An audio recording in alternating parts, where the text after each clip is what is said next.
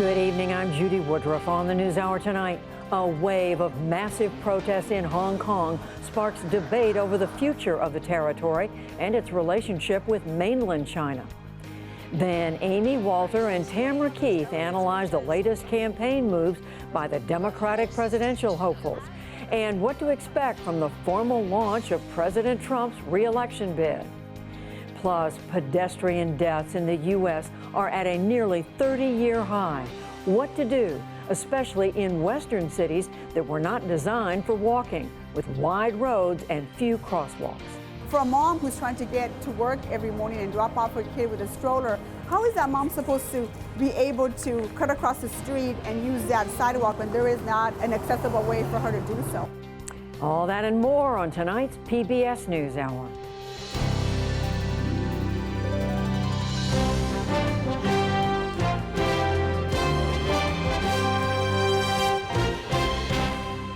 Iran is warning that it will exceed its uranium stockpile limit under the 2015 nuclear accord in the next 10 days. The country's Atomic Energy Agency also says that it will step up uranium enrichment to near weapons-grade levels. Today's announcement is aimed at putting more pressure on European countries to compensate Iran for U.S. sanctions. We are suspending, we are not revoking the commitments, we are not removing the commitments. Of course, urge them to quickly do whatever they want to do in order to compensate the situation and, of course, to bring back once again the balance between the commitments and, of course, the obligations. The White House National Security Council called Iran's announcement, quote, nuclear blackmail. The U.S. pulled out of the nuclear deal more than a year ago. Egypt's former president, Mohamed Morsi, died today after collapsing in court. State prosecutors said the 67-year-old spoke briefly and then fainted. The Muslim Brotherhood leader won Egypt's first free elections in 2012 after pro-democracy protests. He was ousted in a military coup the next year and has been jailed ever since. His family said that Morsi's health crumbled in harsh prison conditions. The now banned Muslim Brotherhood accused the state of murder. Lights are back on in Argentina, Uruguay, and Paraguay after an all-day blackout on Sunday affected millions of people. Streets in Buenos Aires stayed dark into the night, and businesses lit candles in Uruguay's capital, Montevideo. The outage also disrupted transportation, communications, and water supplies. There is still no word on the cause. In Mexico, the foreign minister announced today that the newly formed National Guard will fully deploy along the border with Guatemala this week. Mexico pledged to deploy 6,000 troops to stem the surge of Central American migrants after President Trump threatened tariffs.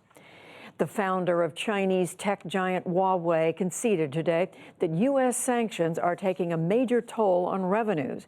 He estimated the company will take in $30 billion less than initially expected over the next 2 years. Huawei's overseas cell phone sales are also expected to drop by 40%. We did not, in our initial assessment, expect it to be this serious. We had made our preparations, just like an old airplane. We had only protected our heart and our fuel tank. We did not protect the other necessary components. So in the next 2 years, the company will suffer a setback. The U.S. has banned most American companies' transactions with Huawei over fears that it will help Beijing spy on other nations. In Toronto, shooting broke out during a victory parade today for the NBA champion Toronto Raptors. The gunfire briefly touched off a panic at the back of an estimated crowd of 2 million. Ceremonies stopped for a moment and then resumed. 2 people were wounded and 2 people arrested. The U.S. Supreme Court today threw out a judgment against an Oregon bakery that refused to make a wedding cake for a same-sex couple. But the court sidestepped issuing a major decision. Instead, it ordered state judges to review the case again. Separately, the justices upheld trying defendants for the same crime in state and federal courts. It is an exception to the double jeopardy rule with implications for the Russia investigation.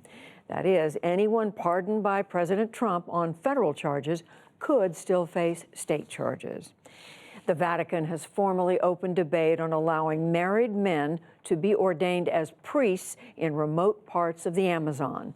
The proposal came in a working document for a meeting of South American bishops. It would mark a historic shift to address the region's clergy shortage. The document also called for more indigenous women in church leadership roles. On Wall Street today, stocks managed modest gains. The Dow Jones Industrial Average was up almost 23 points to close at 26,112. The Nasdaq rose 48 points, and the S&P 500 added 2. And heiress and designer Gloria Vanderbilt died today in New York of stomach cancer. She was the great-great-granddaughter of railroad and shipping magnate Cornelius Vanderbilt and the mother of Anderson Cooper, the CNN anchor who announced her death today. Vanderbilt gained fashion icon status with her line of designer jeans in the 1970s. She was also a talented painter and collegeist and acted on stage and on television. Gloria Vanderbilt was 95 years old. Still to come on the NewsHour, the rising tension between Hong Kong and mainland China. What we know about the U.S. military's ability to hack into foreign computer systems. Amy Walter and Tamara Keith update the race for the 2020 Democratic nomination, and much more.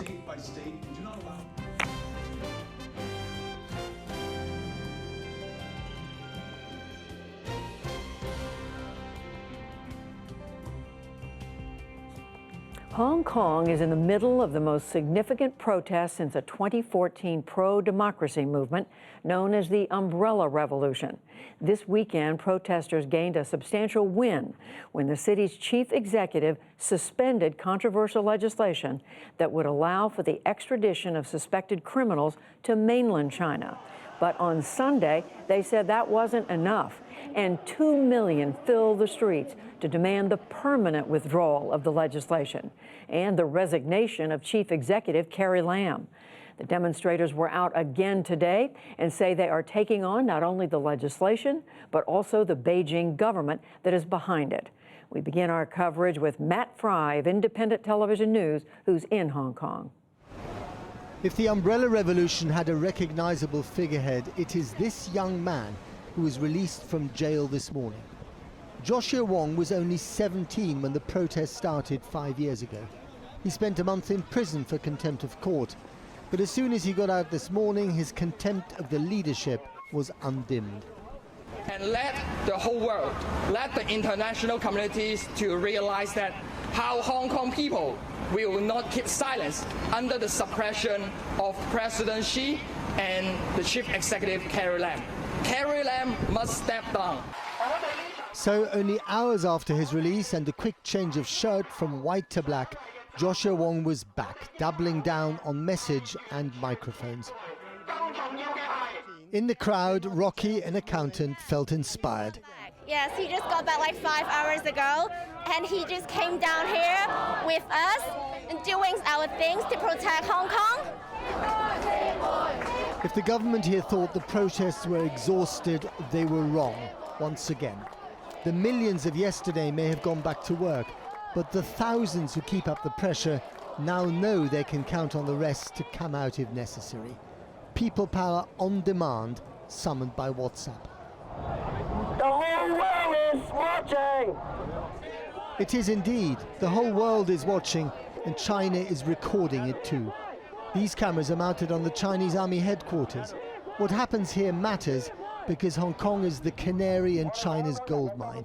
And China may well dominate this century like America dominated the last. Do you think in the end you will change China or will China change you? I think we are building an international alliance to fight against the new type of authoritarian rule of China. We are not alone. A bigger enemy is coming, so don't look. What's the bigger enemy? The bigger enemy is the Communist Party in China trying to bridge capitalism with authoritarian rule and do it with the latest AI technology. That report from Matt Fry of Independent Television News. So what is motivating the demonstrators in Hong Kong? And what do the actions of Hong Kong's chief administrator say about Beijing's motivations? Nick Schifrin has more. Judy, for months, Hong Kong residents have been demonstrating in large numbers against that extradition law. But the estimated 2 million demonstrators for Sunday's march was unprecedented in recent memory. To talk about that, I'm joined by Lee Cheuk-yan, a former member of the Legislative Council of Hong Kong and co-founder of the Labour Party. Thank you very much for coming on the NewsHour. Give us a sense, how momentous are these demonstrations? This time is 2 million people march. It all surprised everyone when the people are so angry. We believe that the whole march is a turning point for Hong Kong. Our freedom space is being squeezed, and now we are coming back. And so this march, 1 million, and in a week time, 2 million is record-breaking, and it's really shows that the people of Hong Kong are determined to fight the bill. Why do you say that people feel that their freedom is being squeezed, and why has this issue especially made people so angry? Most of us do not trust the judicial system in China. And the stories about the China human rights defender, spending 4 years in jail without going on trial. What if this China judicial system that are trumping out charges, that are famous for torture, are going to, get their claw into Hong Kong and grab people out back to China to be on trial? So the people are really afraid. We thought we have a firewall, but now it's all broke. They want to break it and grab people out back to China. What happens if some foreigner is in Hong Kong? They can grab any foreign investor back to China, and that would be also end of Hong Kong as a vibrant economic city, international city. So all the economic, political, everything together, and people want to fight back. Hong Kong's chief executive, Carrie Lam, says she will postpone the extradition bill indefinitely. Is that good enough? That's not good enough. We want the total withdrawal, firstly, because postponing, people will read it as a delaying tactics, and then she can revive it. It's no longer just about the bill. It's also about the arrogance of Carrie Lam not listening to the people, a kind of violence, police violence, that we are really scared of the people, and we are very angry that police are suppressing the people of Hong Kong. Chief Executive Lam argues that the law would not be used to prosecute anyone based on their race, religion, nationality, or, to your point, political opinion. Does that reassure you at all? Yeah, China said that they don't have any political prisoner. Does that reassure you? We are not talking about Hong Kong judicial system. We are talking about Beijing political judicial system. In Hong Kong, the court cannot protect us. So it only takes a witness statement in China. You cannot, in Hong Kong court, sort of cross-examine the witness. So, Hong Kong court cannot do anything. And China judicial system can do and good at trumping up charges. What do you think this weekend says about how Beijing considers and sees these protests, and how might they respond in the future? We have come out. We have won to a certain extent. And international recognition and lots of government condemn Carrie Lam, and behind her, of course, Beijing. So Beijing loses faith. What I'm worried now is maybe we have a advance in the democracy movement, in the people movement, but then they will remember. They will step up in monitoring all the opposition figures in Hong Kong. And so, and also in the future, they will do something to sort of suppress the opposition. So they will take the revenge, and that's what worries me. But we are good at fighting back. So I hope that we be still okay in the future. Lee Cheuk-yan joining us via Skype from Hong Kong. Thank you very much. Thank you. And to talk more about the end of that interview, Hong Kong's future and Beijing's possible actions, we turn to Doug Paul, a distinguished fellow at the Carnegie Endowment for International Peace and former senior director for Asian Affairs on the National Security Council staff and member of the State Department's policy planning staff. Welcome back to the NewsHour. Thanks very much. Hong Kong demonstrators have achieved a bit of a short-term win right now, but what about medium-term, longer-term? Do you expect tensions between these demonstrators and the government in Hong Kong to increase? I hope they don't increase in the short term. We've just bypassed a real tragedy in Hong Kong, and the retreat of the government in the face of this overwhelming political support for the opposition was a wise thing to do. Beijing's long-term desire to control and to homogenize Hong Kong into the rest of China, however, is not going to be given up easily. It's temporarily not expedient for China to have a bloodbath on the streets of Hong Kong, or even less than that, a real crackdown. But it would be in the long-term interest to continue the pressure and salami slicing tactics they've used over the last years. To try and increase their control. Increase control and reduce the amount of dissent that comes within Chinese body politic from Hong Kong. So let's talk about the effect of Hong Kong on the Chinese politic. How embarrassing is this for Xi Jinping, the president of China, and are officials trying to pretend that they had nothing to do with it? Well, as Mr. Li was just saying in your segment, he has lost face as a leader. Xi did not put his own personal stamp on all of this, but nobody believes this would have gone forward without his at least tacit approval. And now that he's had to yield a little bit, people will say this is an opportunity to take him down a peg, to show that he doesn't have the universal wisdom and knowledge of the situation that he pretends to have. But this is not going to be a short term. The Chinese think long term, and especially the Communist Party. So talk about, as you put it, the universal wisdom that Xi is perceived to have as president of China. There is a sense in this country that Xi Jinping is kind of all powerful. Does he have opponents, and will they use this against him? It doesn't take much of a visit to China to encounter, within and without a government, widespread unhappiness with Xi Jinping's rule. And it really was accentuated when he extended his tenure to be lifelong tenure without limitation a year plus ago. So there's a lot of latent opposition. Manifest opposition is tough in China because Xi controls the public security and propaganda apparatuses. But people are really looking for opportunities to trip him up. Sometimes the best opportunities are when he himself makes a mistake, and then people exploit that to say he's not quite the leader we thought he was. And so this will be seen as a mistake. And how will the people who are opposed to him use that, given the fear that so many people have in China of the surveillance state and Xi Jinping himself? It's always complicated because these are shadow games. Some of them will want Xi to make more mistakes, to push, for example, the U.S. trade war too far, to go too far in putting pressure on China's neighbors on territorial claims, because that might bring him to a downfall. Others might want him to moderate and make some more room for their own voices in the Chinese system. A whole class of people who are like Xi Jinping were there to help him when he first came to power, but he's now been shoving them aside, and they would like back in at the table. And I think they will have their own various means of trying to do that. You mentioned the trade war today here in Washington. There is discussion for another round of possible tariffs. The trade war goes on. What is the impact of something like Hong Kong on U.S.-China relations and on the trade talks? Well, it's a multi-level game right now. Xi Jinping is trying to strengthen his hand going into meeting with Donald Trump, if there is a formal meeting in Japan at the end of June, by visiting with Putin twice in Central Asia and St. Petersburg. And now he's scheduled to visit later this week to North Korea. He wants to be the player that comes with lots of allies and lots of cards to put on the table before he meets with Trump.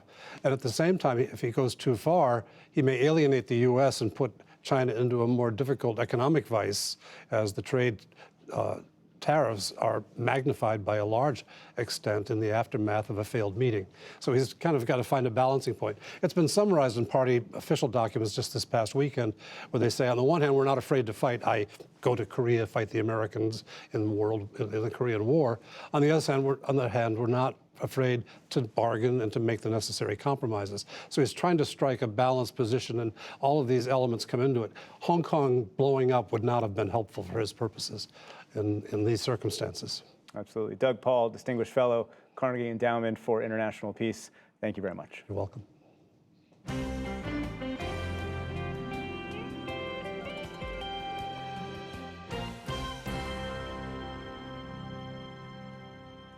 Over the weekend, the New York Times reported on American military efforts to infiltrate the electric power grid of Russia, a largely civilian target. As John Yang tells us, it's a flashpoint in an emerging digital conflict. Judy, the Times reported that the president and Congress have given the Pentagon Cyber Command, which is based at Fort Meade in Maryland, the authority to conduct offensive operations without direct presidential approval. That means commanders there can operate more freely and, in theory, more nimbly. The intrusions into Russia's electrical grid are the latest reported example of U.S. military efforts on an increasingly crowded digital battlefield. For more on this, we're joined by R.P. Eddy. He's a former National Security Council official and the founder of Ergo, an intelligence consulting firm. Mr. Eddy, thank you very much for joining us. Can you give us some understanding or help us understand of the scope of U.S. offensive cyber operation? Well, U.S. Cyber Command, which is the part of the U.S. government, part of the Department of Defense that's intended to undertake our offensive defensive cyber operations, is 10 years old actually this month, and it's a massive undertaking, meaning that this reporting to me isn't shockingly newsworthy because we've been working diligently, spending billions of dollars to understand the vulnerability of our adversaries around the globe for a decade at this point, at least. And before Cyber Command, of course, we were doing this in other guises.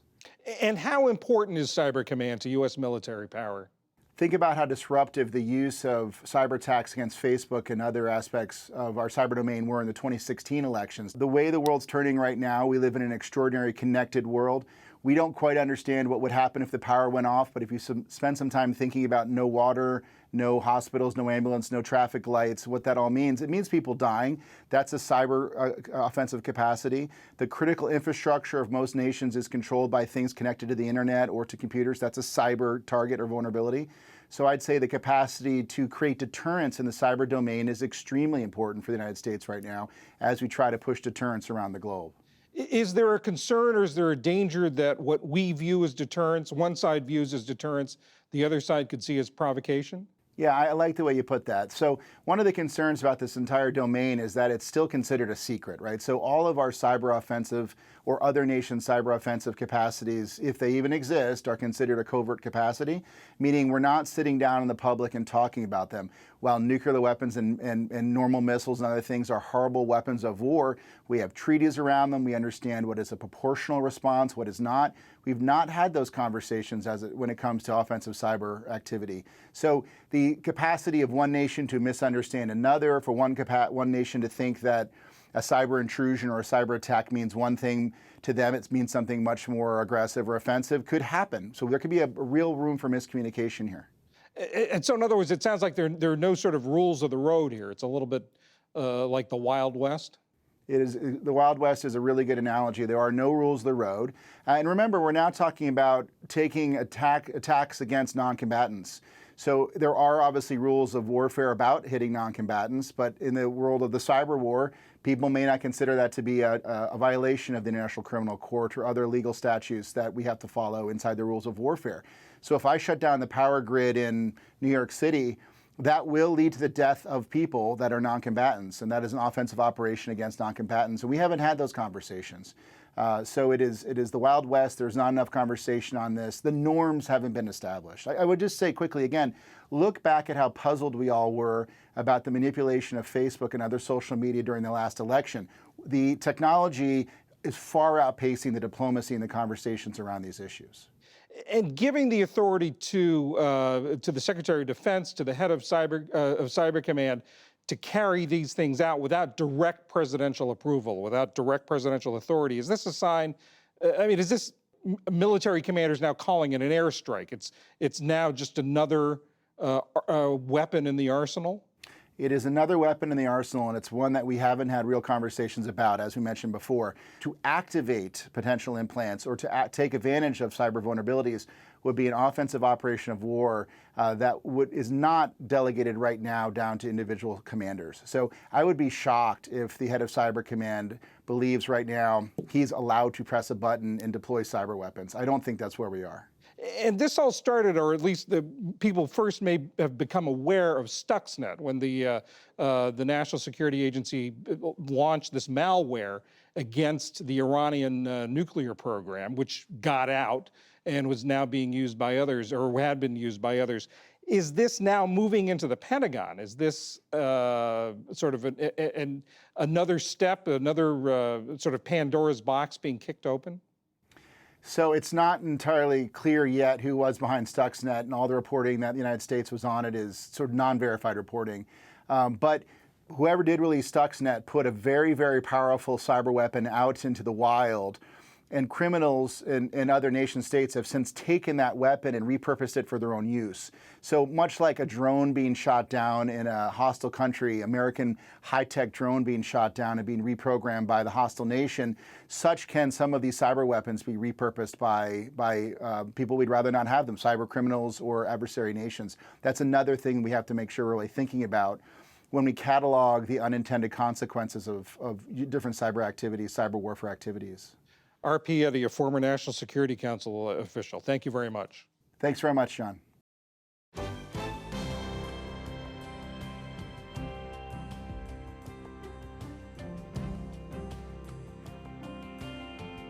Stay with us. Coming up on the NewsHour, what can be done to stop the rise of pedestrian deaths in the U.S.?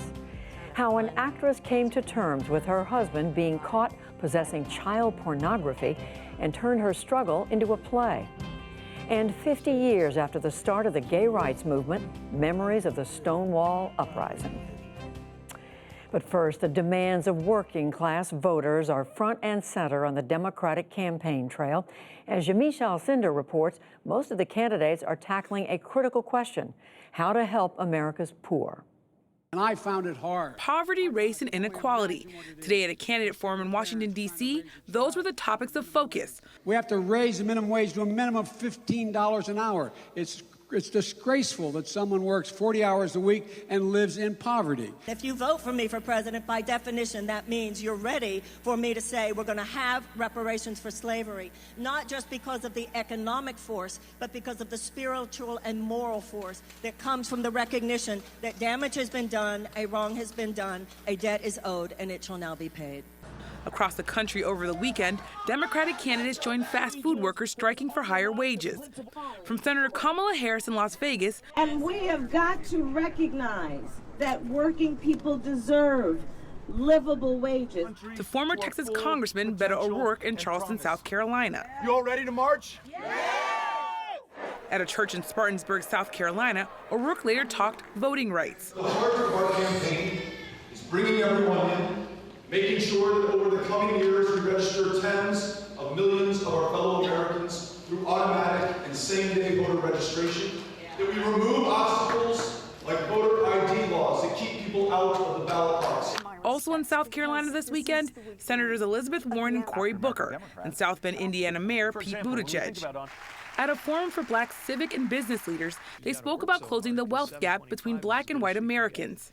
No one who works in this country ought to be poor. It's that simple. 2 cents on the dollar on the fortunes above $50 million is enough to produce the kind of investment in America that would help to close the black-white wealth gap. Senator Cory Booker showcased his plan to benefit people of color. The average black family, black child, under this program would get close to $30,000. The average white child, about $15,000. It would virtually eliminate the racial wealth gap, giving everybody a fair start in creating wealth in this economy.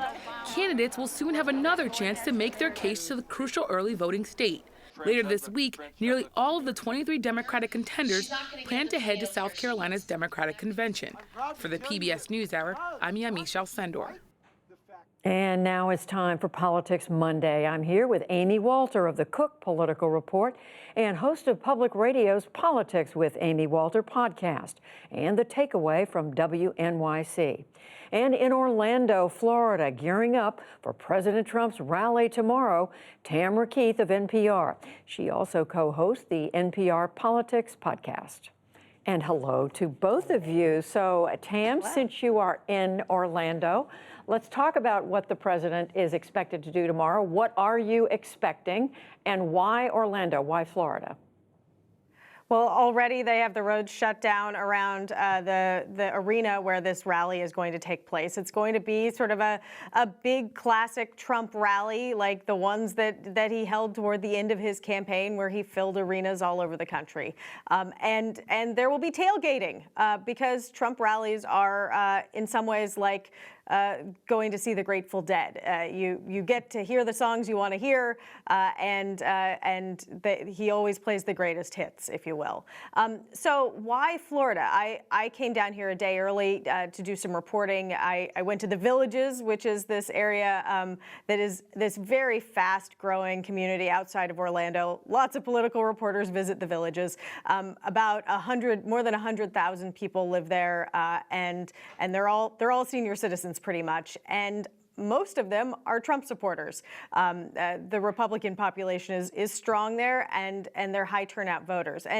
And what is here in the Orlando, the Villages is going to send 5 busloads of people to that rally. What is here is it's a state that President Trump needs to win if he wants to get another term.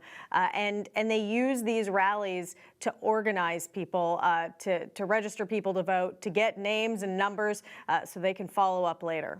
So, Amy, we've known, it's not a surprise the president's running for re-election. I think he announced it on the day he was inaugurated. But does a day like tomorrow make a difference? Yeah, well, I think it does for the president's supporters, give them something to rally around. And the focus has been so much on the Democrats and their opposition to the president that he now gets a chance to sort of reset the argument, make it about the case that he's going to make. But it is really notable that, Joe Biden kicked off his campaign in Pennsylvania, in Philadelphia, a state that Democrats have to win if they're going to win the Electoral College. Tam's right. If Trump is going to win re-election, he has to win Florida. And it is fascinating when you look at that central corridor where the president's kicking us off, the so-called I-4 corridor between the Orlando and Tampa area. It is the fastest growing, not just in the state, but in the country, the Villages. These are folks who are coming in from places where Trump is really popular, like Ohio and Michigan and Wisconsin and Pennsylvania. So think about where the Villages are and where some of these voters are coming into Florida.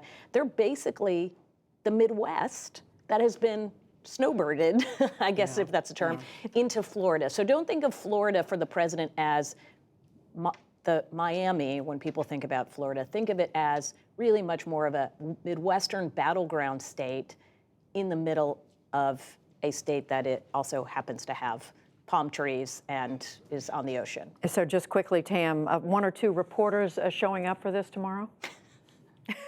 Yes, this is the thing. The president is doing a grand relaunch of his campaign. And, Joe Biden had 2 bites of the apple with his launch, the video and the rally. Kamala Harris, all of them have gotten attention at least twice on the Democratic side. And so President Trump is looking for a little bit of that attention as well. So, Amy, let's go back to what we were talking about, or at least what Yamiche was reporting on, and that is the Democrats. They're campaigning all over the place, but a number of them were in South Carolina over the weekend. And there's a new poll out in South Carolina, which has some pretty interesting numbers. We're going to show all of you. We try not to overemphasize polls, but this one is kind of striking. Joe Biden, yes, he's still in the lead at 37%, but he's dropped 9 points since the last poll. The other dramatic change, Elizabeth Warren up 9 points. She's at 17, still far back. But looking at these numbers and these candidates, what do you see, Amy? Well, what we see is a continuation of a trend we've seen for the last week or so in national polls and other state polls, which is Elizabeth Warren and to a certain extent Pete Buttigieg rising and Bernie Sanders starting to see a little bit of a slide. And even Biden starting to see a little bit of a slide. There was a national poll out by NBC, Wall Street Journal over the weekend showing that the enthusiasm for Biden has slipped a little bit since an earlier poll this spring, while enthusiasm for Elizabeth Warren has gone up. So I think we had been hearing from folks on the trail that, boy, Elizabeth Warren is getting a lot of second looks. I'm hearing from a lot of people in these early states saying they want to hear more from Elizabeth Warren. So that sort of the discussion that people were having on the ground is starting to show up in the polls. It's not huge movement, but it's that Joe Biden remains the front runner. But when we're now seeing about where that next tier of candidates, who's shaping up to now challenge Biden, who's shaping up to be the leader in the left of center debate for the Democratic Party, I think Elizabeth Warren now has really made a significant move. Interesting. And Tam, I know you're following these candidates as much as you can. At the same time, you're following the president, who belongs to the other political party. But South Carolina is a different, it's obviously its own state, but it's going to say something different when South Carolina voters vote. Yeah, I think that is what all of these candidates are looking to do. Not only do they want to win the South Carolina, but they want to be able to say, look, I won South Carolina. South Carolina represents a more diverse version of the electorate, more closely reflects the Democratic voters nationwide that will be voting in November. And they are looking to be able to show that they can garner excitement among African-American voters who will be critical in states like Wisconsin and Michigan and Pennsylvania. Meanwhile, Amy, we did, at the end of last week, learn which candidates are going to be debating on which nights. 20 of the 23 were chosen, made the cut. And we're going to show everybody again what that lineup looks like on Wednesday night, June the 26th. These 10 candidates, Elizabeth Warren being certainly one of the more prominent names, but they all have a shot. The next night, it's these 10. Do we see something about this lineup that tells us anything about what to expect? I know. Well, I mean, for night 2, as you can see, Joe Biden is sitting in night 2 along with the other top tier candidates, all of them except for Elizabeth Warren, who is in that first night. And I think we're all watching to see how Joe Biden will do. He is the front runner in large part because people see him as the most electable and the safest choice in this.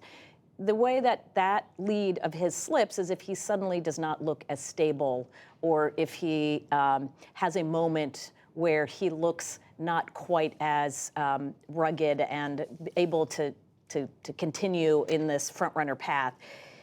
For Elizabeth Warren, the question is it a better thing to be in the first debate where you're not going to have a whole bunch of people firing on you, where you don't have to mix it up with the other top tier. You get this whole night to yourself. I don't know. But I think for political reporters, what they want to see is to see if there will be any movement in a race that's been incredibly stable. And that is going to be tough to do when you have so many people on stage all trying to get their quick little bite in that's going to get picked up by national news. All right, we don't have time to have you say this, but Tam, you told us today it's going to be like speed dating. We'll see if that bears itself out. Tam Rikeith in Orlando, waiting for the president's rally tomorrow. Amy Walter here in Washington. Thank you both. Thank you. You're welcome.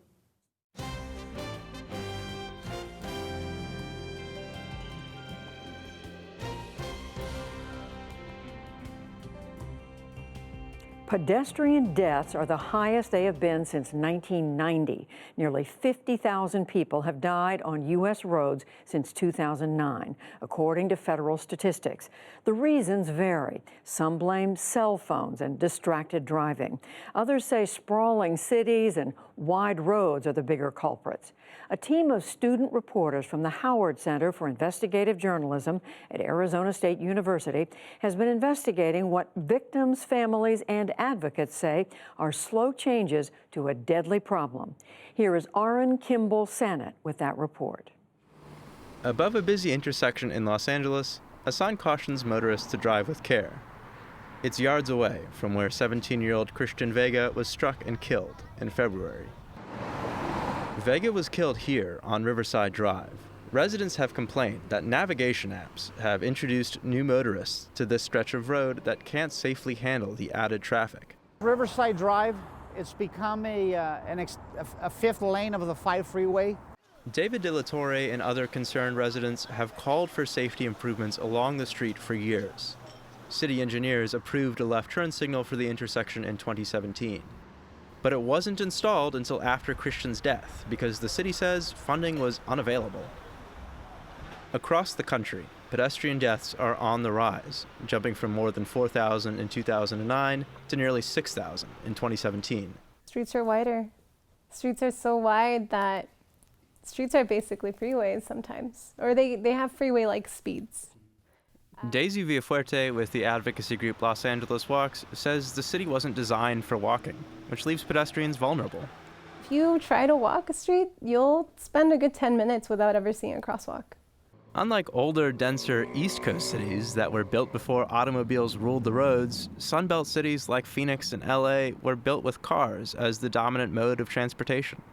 We're seeing an epidemic of pedestrian crashes happening on arterials.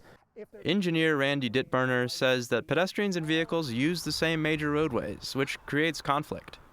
But that's where the pedestrians want to be, just like that's where everybody wants to be. That's the way to get through our cities and towns. A good example? Southern Avenue in Phoenix. It's where 15-year-old Keyshawn Hubanks was killed by a car in December. Hubanks was crossing the street when his family says a driver sped out of her lane and hit him. His mother, Nida Richards, found him on the curb. Once I, took his hood off his head, I just knew he was gone. The Hubanks apartment complex is half a mile away from the signaled crosswalks on Central and 7th Avenues. That's a long way to walk for people who need to catch a bus to school or work. That makes no sense. Kids are going to be kids. I can't sit up and tell you I walked to Central just to go to the dollar store. National advocacy groups say deaths like Keyshawn's are more common in low-income areas. It's evident in Southern California, where residents in underserved neighborhoods are waiting for safer streets. Early infrastructure that a lot of other parts of the city take for granted just never got to this part of the area. District 6 council member Nuri Martinez knows this intersection lacks some crucial road safety elements, things like sidewalk accessibility ramps. For a mom who's trying to get to work every morning and drop off her kid with a stroller, how is that mom supposed to be able to cut across the street and use that sidewalk or that side of the sidewalk when there is not an accessible way for her to do so? These ramps are now being built as a part of Vision Zero. It's an initiative that many cities across the country and world have adopted. The goal for Los Angeles is to have 0 traffic fatalities or serious injuries by the year 2025.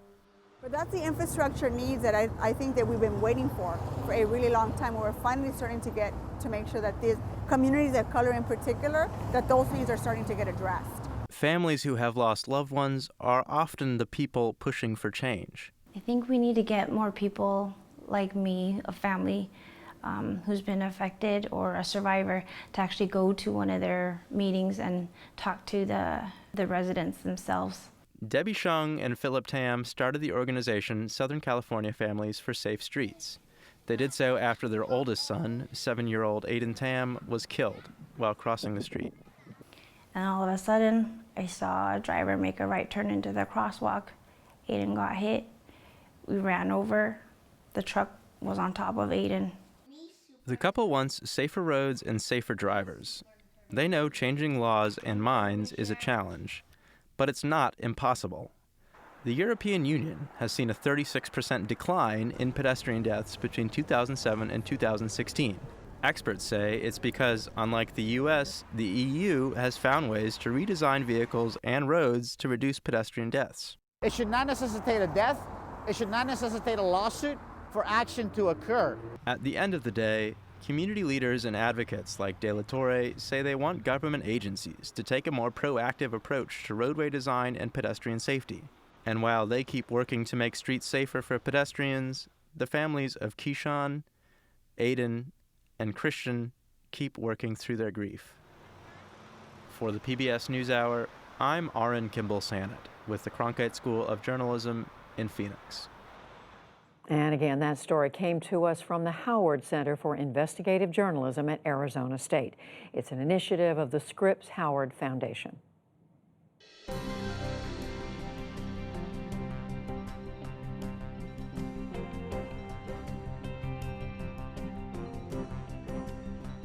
A New York play explores what happens to a family after the father is arrested for downloading and trading child pornography on the internet. Hari Srinivasan sat down with the actress' wife who has written an emotional drama about the searing experience. It's part of Canvas, our ongoing coverage of arts and culture. I see these decent human beings who have done some unspeakable things In this play, you start out with a line that I want to read out. It says, "This isn't one of those shows where I'm here to tell you that I was okay and then I wasn't okay, but now I am okay." Where are you 4 years out? You know, I hate the word journey, but I guess I'm on the journey. And I have days where they're both amazing and excruciatingly difficult. Difficult and complicated. Maddie Corman is a working actress, seen in several television series and movies, Hi guys, did you come by to see my brother? including Some Kind of Wonderful and Made in Manhattan. Alexander, also an actor, but more recently a frequent director of Law and Order. A Dobbs Ferry actor and TV director has pleaded guilty to child pornography charges. Today, In 2015, Alexander was arrested at home for having child pornography on his computer. He was not charged with any physical or sexual abuse of any children, including his own. Alexander pled guilty, was sentenced to 10 years probation, and forced to register as a sex offender. Probably one of the first questions that people are going to have when they watch this or hear about it is, why are you still with him? Why is he helping raise your children? Yeah. You know, and I understand that question. It's not a fun question. It's not something I ever thought that I would have to defend or explain. It's one of the reasons I think that I can't explain it in a 2-minute soundbite. I can barely do it in my 90-minute show. Accidentally Brave, a one-act, one-woman show, is running off-Broadway in New York City. Maddie recounts learning and eventually reckoning with her husband's use of child pornography. And I start to feel something that I can't quite put into words, but it is compassion, which I can't feel for my own partner, at least not yet. Through it all, despite her anger, upset, and shame, Corman decided to stay with Alexander, moving from the suburbs into New York City and starting over, something her family could afford. I am incredibly aware of the privilege, and I'm also very aware that there are other victims in this crime, not just my kids and my family and me, that there are people who are very badly hurt by child pornography. In the play, Corman tries to answer that basic question: why is she still with her husband? A decision that took her many months to reach. This is a person that I love, that I had been with for 20 years, who has what I think is an illness that he is dealing with and making amends for, and he's a good person who did a bad thing. I mean, that's the simple way to say it.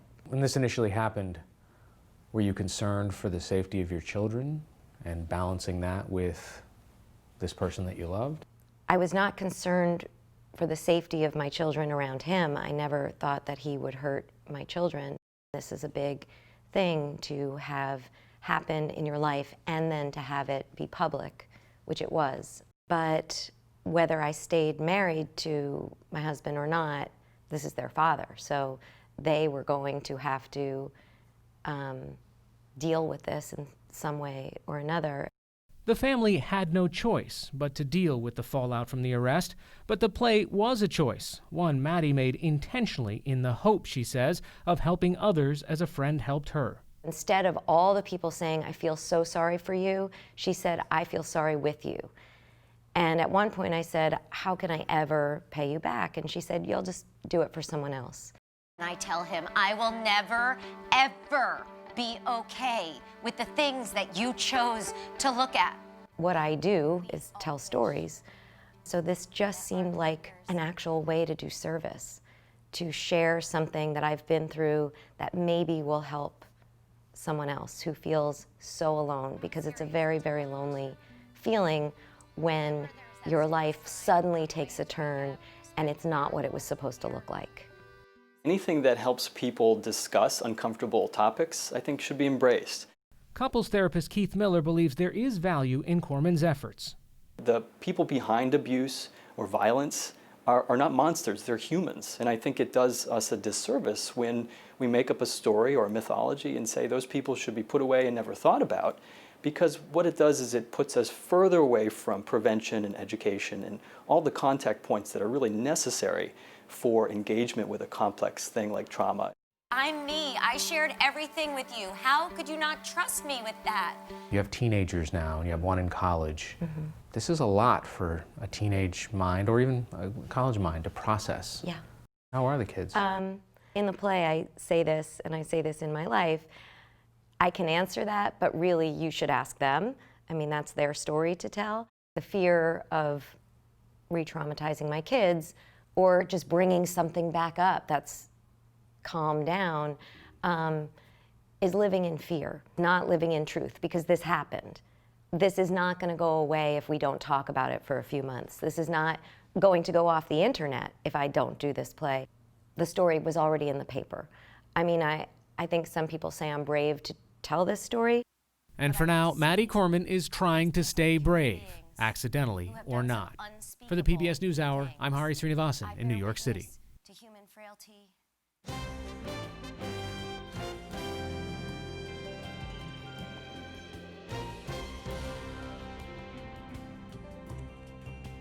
50 years ago this month, violent demonstrations by the gay community against a police raid at the Stonewall Inn in New York's Greenwich Village led to the modern gay rights movement. Tonight, as part of NewsHour's coverage of the 50th anniversary of Stonewall, over the next several days, we're sharing a report from StoryCorps. That's a conversation between John Banvard and Jerry Nadeau, both military veterans who served in World War II and Vietnam, respectively. At the time, John, 100, and Jerry, 72, sat down in the veterans' home where they live to reflect on their 25 years together. StoryCorps records meaningful conversations across the country that are preserved in an archive at the Library of Congress. This is an animation of their conversation. Hello, my name is Jerry Nadeau. I'm with John Banvard. And I was born in Brooklyn, New York. No. You gotta say your name and everything. Hello, my name is... Hello, my name is John Banvard. I am 100 years of age. When I first met you, John, you were 75 years old. What would it have been like if you didn't meet me? I would have continued being lonely. I'd been absolutely lost. When we met, we were sort of in the closet. Yeah. And I never had a real relationship. Now we've been together almost 25 years. And when we moved into the veterans home, we moved in together. And a lot of people were wondering, I wonder what their relationship is. Yes. Well, when we got married, they knew what our relationship was. I was expecting we'd be ridiculed, and there was very little of that. We got married at the veterans home, and we said, if you came to see the bride, you're out of luck. Do you remember that? Yes, of course. It was very informal. It was done simply, yes. We served hot dogs. Which is hardly wedding food. Remember, John, I was with you in a cafeteria, and somebody came up, and they were with their family, and they said, oh, this is Gerard Nadeau, and this is his husband, John. I never heard that before. Yeah, that was very nice. You've made my life complete. I could say the same thing to you. I think we're probably as happy together as any two people you're likely to meet.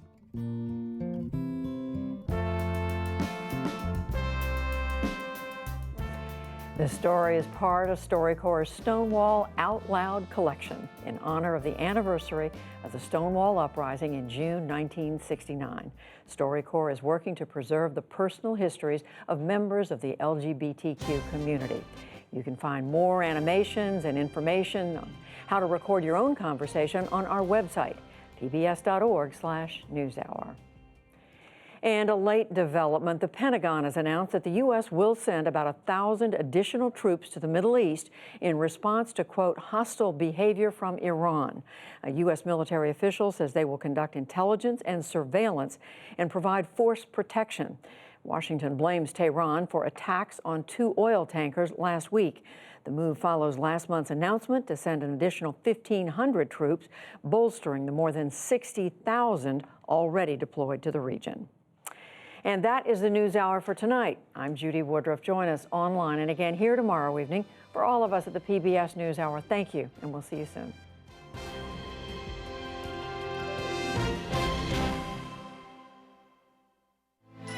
You're watching PBS.